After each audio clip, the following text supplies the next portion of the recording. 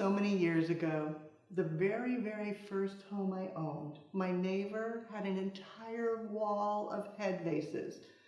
Little did she know she was on trend. 40 years ago. Today, let me show you an updated version of the head vase. The head vessel, still so on trend. Going foam free, using floral netting. But I've gone into a nice cone, so it just sits right down in, wedging it tightly.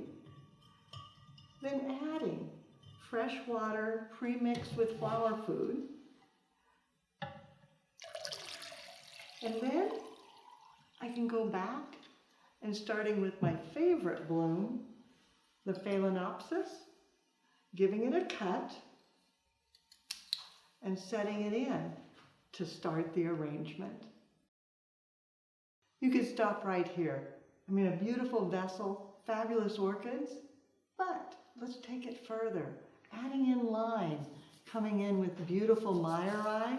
The myri fern, so grand, and it can bring your eye upward in the design, and curling it back in. We'll repeat that line. Get that one in place, then another. Enhancing the overall design by creating this movement coming through. Then once you have your line, adding in your emphasis. Beautiful dahlias, tucked down low, making sure they're into the water.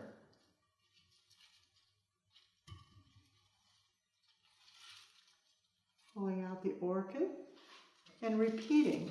So now we have line and emphasis ready for a beautiful design. To finish, adding in a little bit more of the myri, coming out even a tad bit further, giving a little more movement, then bringing in some lily grass, curving it, giving it a cut, and then tucking it so that it comes out, giving a little bit of movement.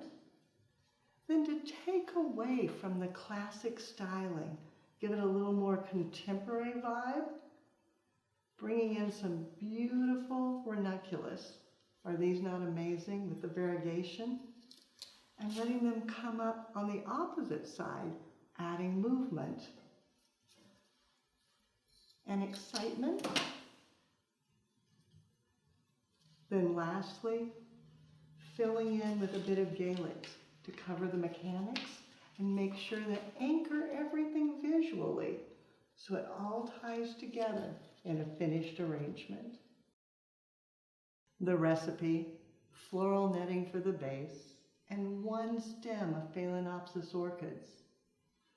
Then I worked in threes, 3 myri, 3 dahlias, 3 ribbon grass, and 3 of the beautiful ranunculus. There are so many great vessels available to us now that flowers look fabulous automatically. As long as you know your elements and principles, get the line, the emphasis, you know the drill. You'll find more information, inspiration, and education on the website, flowerschool.com. If you have questions, you can reach us through there. But now it's your turn.